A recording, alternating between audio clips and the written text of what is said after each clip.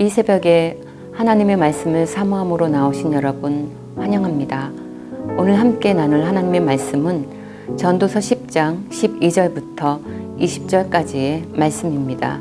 제가 읽겠습니다. 지혜자의 입의 말들은 은혜로우나 우매자의 입술들은 자기를 삼키나니 그의 입의 말들의 시작은 우매요 그의 입의 결말들은 심히 미친 것이니라. 우매한 자는 말을 많이 하거니와 사람은 장래일을 알지 못하나니 나중에 일어날 일을 누가 그에게 알리리요. 우매한 자들의 수고는 자신을 피곤하게 할 뿐이라 그들은 성읍에 들어갈 줄도 알지 못함이니라. 왕은 어리고 대신들은 아침부터 잔치하는 나라여 내게 화가 있도다. 왕은 귀족들의 아들이요 대신들은 취하지 아니하고 기력을 보하려고 정한 때에 먹는 나라여 내게 복이 있도다. 게으른즉 석가래가 내려앉고 손을 놓은즉 집이 새느니라. 잔치는 희락을 위하여 베푸는 것이요 포도주는 생명을 기쁘게 하는 것이나 돈은 범사에 이용되느니라. 심중에라도 왕을 저주하지 말며 침실에서라도 부자를 저주하지 말라. 공중의 새가 그 소리를 전하고 날짐승이 그 일을 전파할 것임이니라. 아멘. 지혜자의 말과 우매자의 말로 시작하는 오늘 본문 말씀을 묵상하면서 두 가지 장면이 떠올랐습니다. 지난주 길 건너에 있는 큰 잡화 매장에 갔던 일입니다. 몇 가지 물건을 고르고 있는데 저쪽 편에서 어떤 젊은 남자분의 목소리가 조금 크게 들려왔습니다. 점원에게 뭘 물어보나 했는데 그게 아니었습니다. 자세한 내용은 모르지만 점원의 태도에 화가 나서 따지고 있는 것이었습니다.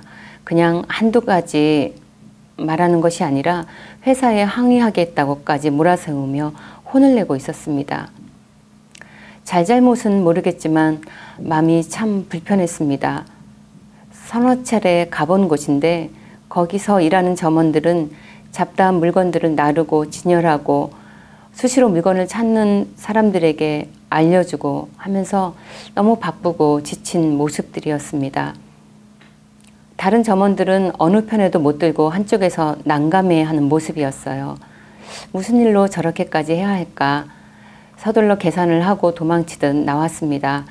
횡단보도를 건너고 광장을 지나 사무실로 들어오는 내내 마음이 답답했습니다.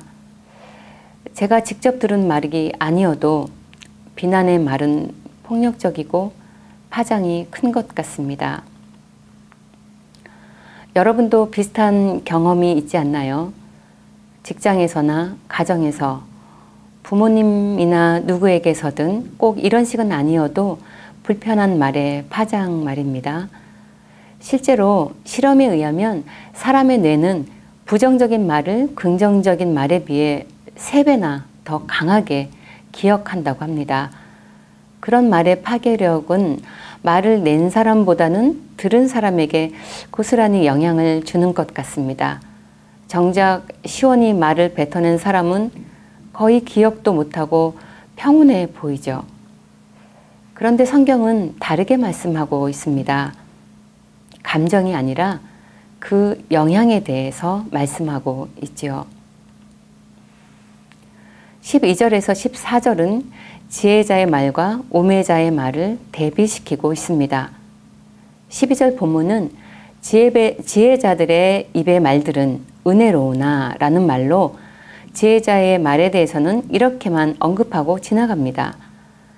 그러나 우매자의 입술들은 하면서 지혜자의 경우보다 길게 설명하고 강조하고 있습니다. 왜요? 우리의 입술이 지혜자의 말을 담기보다는 너무 쉽게 그리고 자주 우매자의 말로 쏠릴 수 있는 연약함을 가졌기 때문에 교훈해주고 있는 게 아닌가 싶습니다.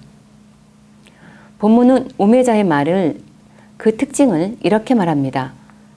첫째, 자기 자신을 파괴하는 말이다. 둘째는 처음부터 끝까지 어리석은 말이다. 셋째, 앞으로의 일을 알지 못하면서 말을 많이 한다. 이렇게요. 이런 사람은 자기를 삼킨다고 말씀하고 있습니다. 삼키다. 라는 단어는 성경에서 자주 멸망과 폐허의 상징으로 사용됩니다. 말씀을 자세히 보니 지혜자의 말은 다른 사람에게로 향하고 있습니다. 다른 사람을 세우고 살리는 거죠. 하나님의 사랑의 특징이 타자를 향해 흘러가 세상을 향하는 것처럼 지혜자의 말은 은혜의 영향을 타자에게로 향합니다. 그런데 보세요.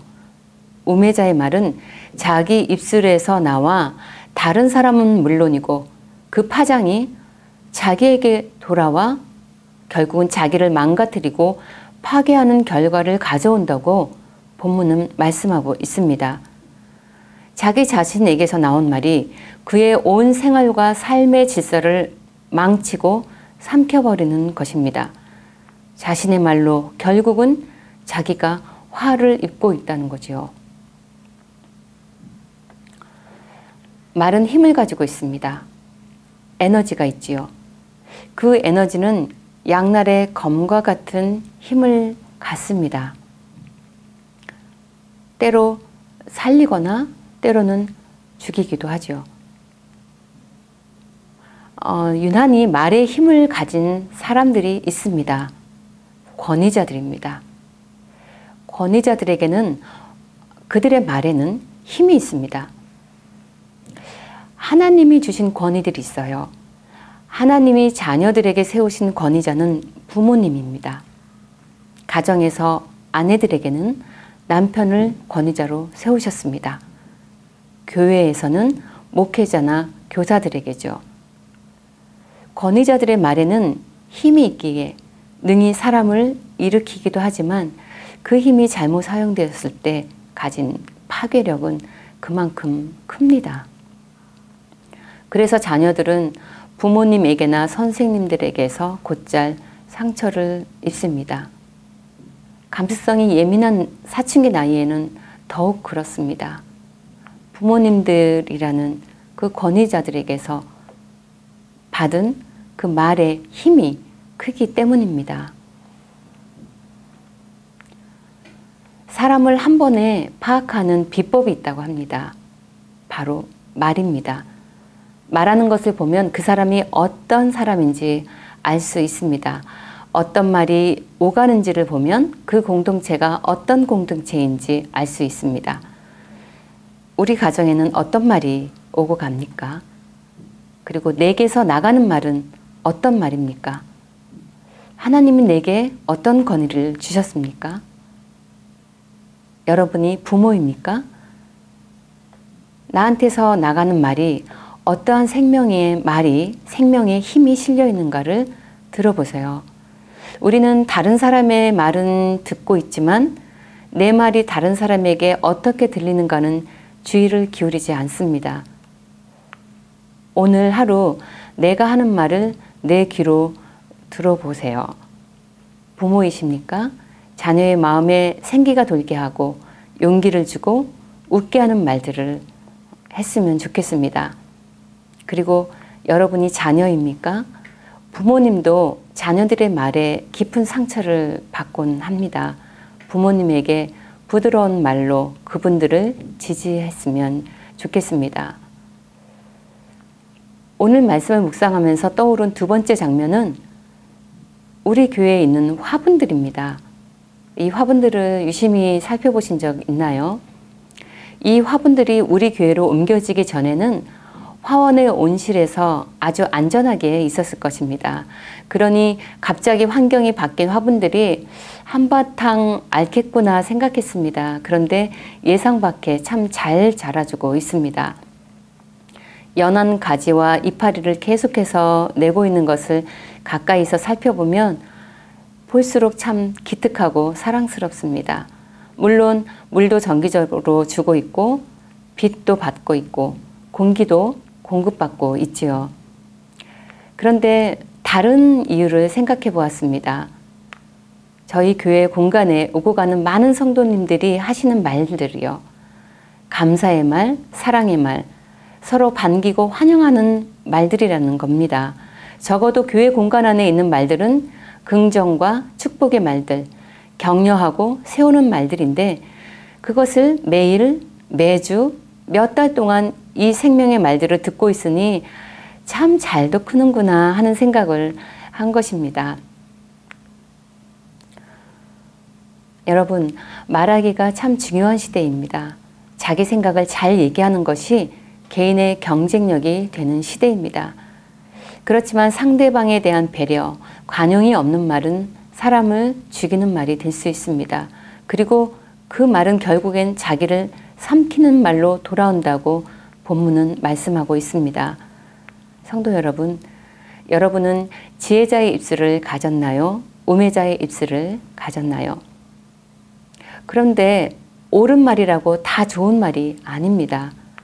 옳은 말이 자녀의 자존감을 세우고 인생의 중요한 지표를 줄 수도 있지만 같은 말이 비난의 말이 되기도 하고 좌절을 하기도 합니다. 안타깝게도 우리는 우리가 옳다고 하는 말이 누군가를 넘어지게 할지 또 세워질지 알지 못합니다. 우리에게는 하나님께 받은 지혜도 있지만 본성적인 죄성에서 나오는 우매함도 섞여 있습니다. 지혜자 안에도 우매가 있고 우매자 안에도 일부 지혜가 섞여 있습니다. 그것이 우리가 가진 연약함이고 한계입니다. 그렇다면 어떻게 해야 할까요? 우리는 이렇게 작고 넘어지고 약한 존재이니 이러한 연약함을 인정하고 참된 지혜자이신 예수님의 말씀을 듣고 기도하고 의지해야 할 것입니다. 예수님의 그 생명의 말씀을 통해 우리의 입술도 그분 닮은 은혜의 말, 격려하고 지지하고 용기를 주는 은혜의 말을 해야 할 것입니다. 지혜자는 생명을 살리는 말을 합니다. 생명의 말은 하나님의 말씀으로부터 나옵니다.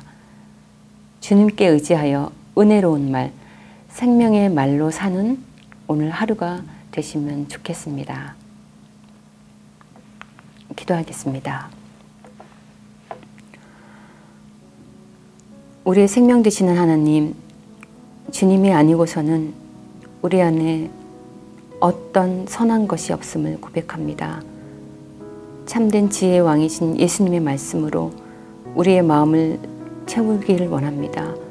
오늘 하루 모든 만남에 은혜의 말, 생명의 말로 살아가도록 은혜를 주옵소서. 예수님의 이름으로 기도합니다. 아멘.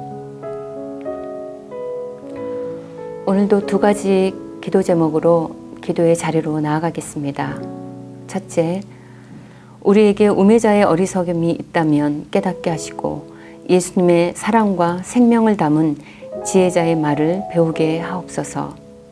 둘째, 우리 교회가 서로 사랑하고 격려하고 세우는 생명의 공동체로 자라가게 하시고 그 생명력을 세상으로 흘려보내는 교회 되게 하옵소서. 기도하시겠습니다.